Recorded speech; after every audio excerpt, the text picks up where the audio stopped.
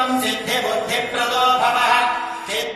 नमो विघ्नराजाय सर्वसौख्यप्रदायिने दुष्टदारिद्र्यनाशाय पराय परमात्मने लम्बोदरम् महावीर्यम् नागयज्ञोपशोभितम् अर्धचन्द्रधरम् देवम् विघ्नव्यूहविनाशनम् सर्वसिद्धिप्रदोऽसित्त्वम् सिद्धिबुद्धिप्रदो भवः नमो विघ्नराजाय सर्वसौख्यप्रदायिने दुष्टदारिद्र्यनाशाय पराय परमात्मने लम्बोदरम् महावीर्यम् नागयज्ञोपशोभितम्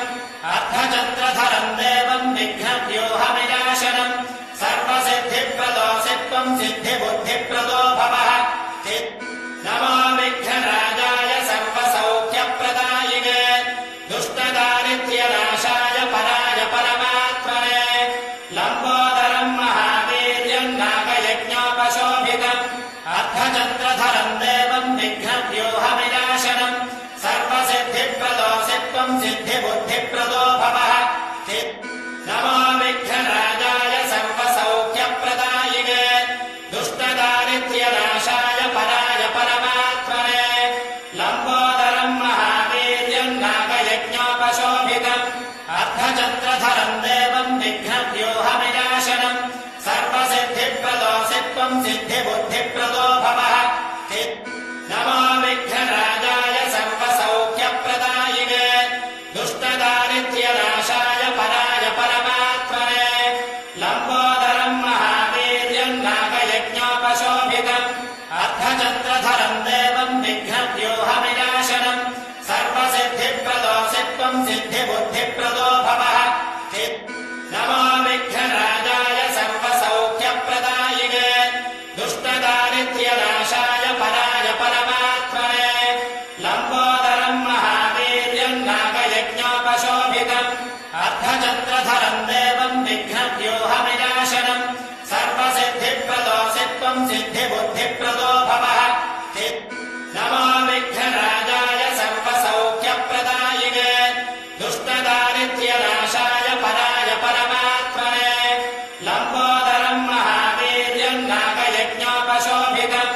अर्धचन्द्रधरम् देवम् विघ्नव्यूहविनाशनम् सर्वसिद्धिप्रदोऽसित्त्वम् सिद्धिबुद्धिप्रदो भवः नमो विघ्नराजाय सर्वसौख्यप्रदायिने दुष्टदारिद्र्यनाशाय पराय परमात्मने लम्बोदरम् महावीर्यम् नागयज्ञोपशोभितम् अर्धचन्द्रधरम् देवम् विघ्नव्यूहविनाशनम् सर्वसिद्धिप्रदोऽसित्त्वम् सिद्धिबुद्धिप्रदो भवः नमो विघ्नराजाय सर्वसौख्यप्रदायिने दुष्टदारिद्र्यनाशाय पराय परमात्मने लम्बोदरम् महावीर्यम् नागयज्ञोपशोभितम् अर्धचन्द्रधरम् देवम् विघ्नव्यूहविनाशनम् सर्वसिद्धिप्रदोऽसित्त्वम् सिद्धिबुद्धिप्रदो भवः नमो विघ्नराजाय सर्वसौख्यप्रदायिने दुष्टदारिद्र्यनाशाय पराय परमात्मने लम्बोदरम् महावीर्यम् नागयज्ञोपशोभितम् अर्धचन्द्रधरम् देवम् विघ्नव्यूहविनाशनम् सर्वसिद्धिप्रदोऽसित्त्वम् सिद्धिबुद्धिप्रदो भवः नमो विघ्नराजाय सर्वसौख्यप्रदायिने दुष्टदारिद्र्यनाशाय पराय परमात्मने लम्बोदरम् महावीर्यम् नागयज्ञोपशोभितम् अर्धचन्द्रधरम् देवम् विघ्नव्यूहविनाशनम् सर्वसिद्धिप्रदोऽसित्त्वम् सिद्धिबुद्धिप्रदो भवः नमो विघ्नराजाय सर्वसौख्यप्रदायिने दुष्टदारिद्र्यनाशाय पराय परमात्मने लम्बोदरम् महावीर्यम् नागयज्ञोपशोभितम् अर्धचन्द्रधरम् देवम् विघ्नव्यूहविनाशनम् सर्वसिद्धिप्रदोऽसित्त्वम् सिद्धिबुद्धिप्रदो भवः नमो विघ्नराजाय सर्वसौख्यप्रदायिने दुष्टदारिद्र्यनाशाय पराय परमात्मने लम्बोदरम् महावीर्यम् नागयज्ञोपशोभितम् अर्धचन्द्रधरम् देवम् विघ्नव्यूहविनाशनम् सर्वसिद्धिप्रदोऽसित्त्वम् सिद्धिबुद्धिप्रदो भवः नमो विघ्नराजाय सर्वसौख्यप्रदायिने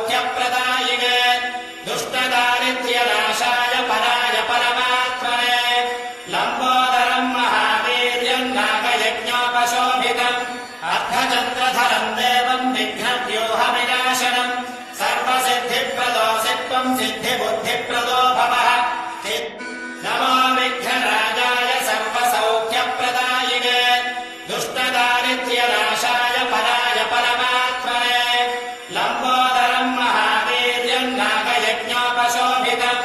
अर्धचन्द्रधरम् देवम् विघ्नव्यूहविनाशनम् सर्वसिद्धिप्रदोषित्वम् सिद्धिबुद्धिप्रदो भवः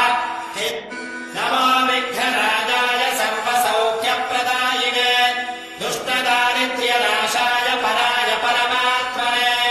लम्बोदरम् महावीर्यम् नागयज्ञोपशोभितम्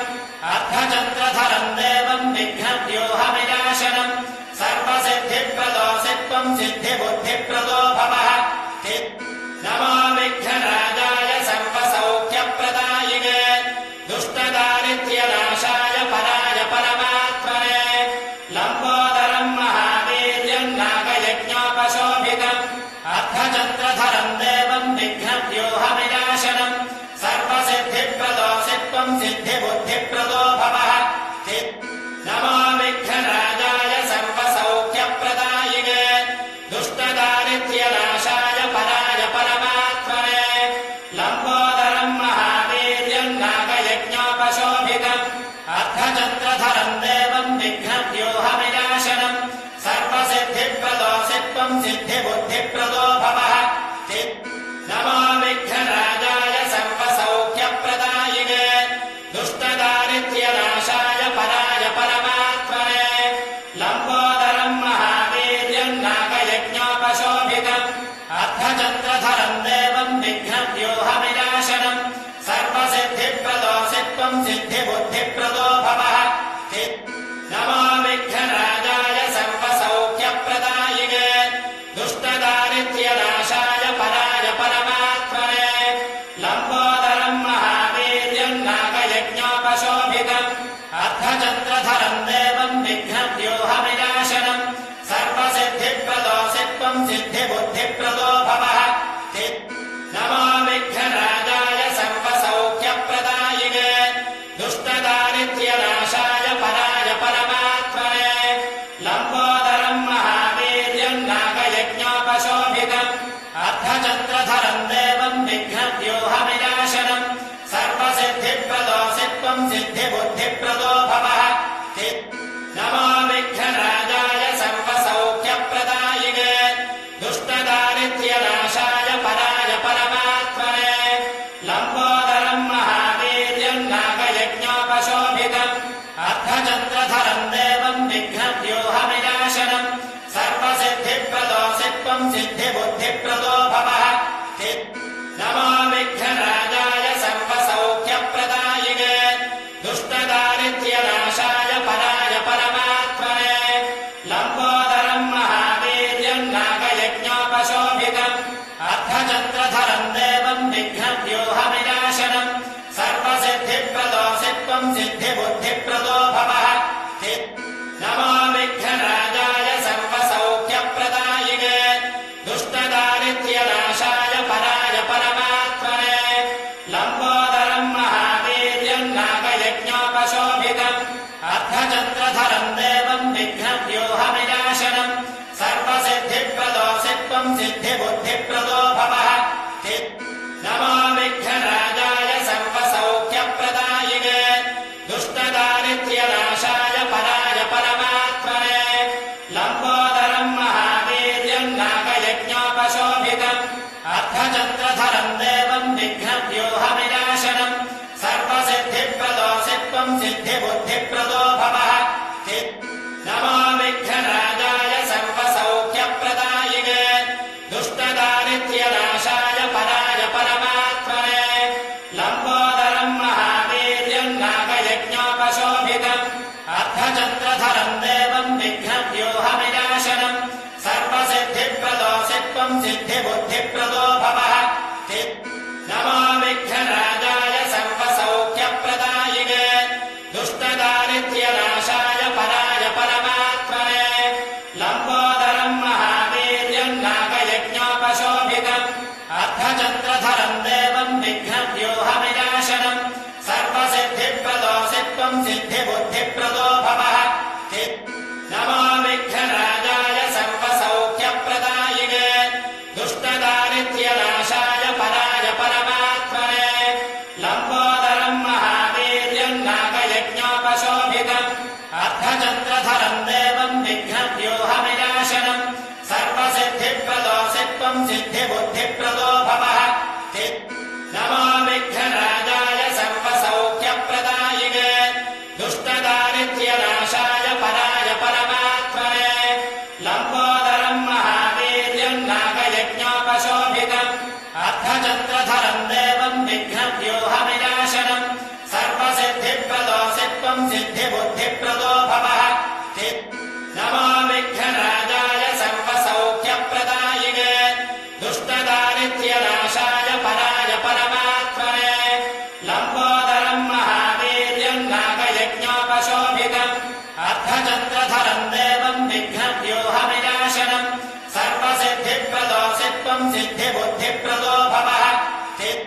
नमो विघ्नराजाय सर्वसौख्यप्रदायिने दुष्टदारिद्र्यनाशाय पराय परमात्मने लम्बोदरम् महावीर्यम् नागयज्ञोपशोभितम् अर्धचन्द्रधरम् देवम् विघ्नव्यूहविनाशनम् सर्वसिद्धिप्रदो सित्त्वम् सिद्धिबुद्धिप्रदो भवः नमो विघ्नराजाय सर्वसौख्यप्रदायिने दुष्टदारिद्र्यनाशाय पराय परमात्मने लम्बोदरम् महावीर्यम् नागयज्ञोपशोभितम् अर्धचन्द्रधरम् देवम् विघ्नव्यूहविनाशनम् सर्वसिद्धिप्रदो सित्त्वम् सिद्धिबुद्धिप्रदो भवः नमो विघ्नराजाय सर्वसौख्यप्रदायिने दुष्टदारिद्र्यनाशाय पराय परमात्मने लम्बोदरम् महावीर्यम् नागयज्ञोपशोभितम् अर्धचन्द्रधरम् देवम् विघ्नव्यूहविनाशनम् सर्वसिद्धिप्रदो सित्त्वम् सिद्धिबुद्धिप्रदो भवः नमो विघ्नराजाय सर्वसौख्यप्रदायिने दुष्टदारिद्र्यनाशाय पराय परमात्मने लम्बोदरम् महावीर्यम् नागयज्ञोपशोभितम् अर्धचन्द्रधरम् देवम् विघ्नव्यूहविनाशनम् सर्वसिद्धिप्रदो सित्त्वम् सिद्धिबुद्धिप्रदो भवः नमो विघ्नराजाय सर्वसौख्यप्रदायिने दुष्टदारिद्र्यनाशाय पराय परमात्मने लम्बोदरम् महावीर्यम् नागयज्ञोपशोभितम् अर्धचन्द्रधरम् देवम् विघ्नव्यूहविनाशनम् सर्वसिद्धिप्रदो सित्त्वम् सिद्धिबुद्धिप्रदो भवः नमो विघ्नराजाय सर्वसौख्यप्रदायिने दुष्टदारिद्र्यनाशाय पराय परमात्मने लम्बोदरम् महावीर्यम् नागयज्ञोपशोभितम् अर्धचन्द्रधरम् देवम् विघ्नव्यूहविनाशनम् सर्वसिद्धिप्रदो सित्त्वम् सिद्धिबुद्धिप्रदो भवः नमो विघ्नराजाय सर्वसौख्यप्रदायिने दुष्टदारिद्र्यनाशाय पराय परमात्मने लम्बोदरम् महावीर्यम् नागयज्ञोपशोभितम् अर्धचन्द्रधरम् देवम् विघ्नव्यूहविनाशनम् सर्वसिद्धिप्रदो सित्त्वम् सिद्धिबुद्धिप्रदो भवः नमो विघ्नराजाय सर्वसौख्यप्रदायिने दुष्टदारिद्र्यनाशाय पराय परमात्मने लम्बोदरम् महावीर्यम् नागयज्ञोपशोभितम् अर्धचन्द्रधरम् देवम् विघ्नव्यूहविनाशनम् सर्वसिद्धिप्रदो सित्त्वम् सिद्धिबुद्धिप्रदो भवः नमो विघ्नराजाय सर्वसौख्यप्रदायिने दुष्टदारिद्र्यनाशाय पराय परमात्मने लम्बोदरम् महावीर्यम् नागयज्ञोपशोभितम् अर्धचन्द्रधरम् देवम् विघ्नव्यूहविनाशनम् सर्वसिद्धिप्रदो सित्त्वम् सिद्धिबुद्धिप्रदो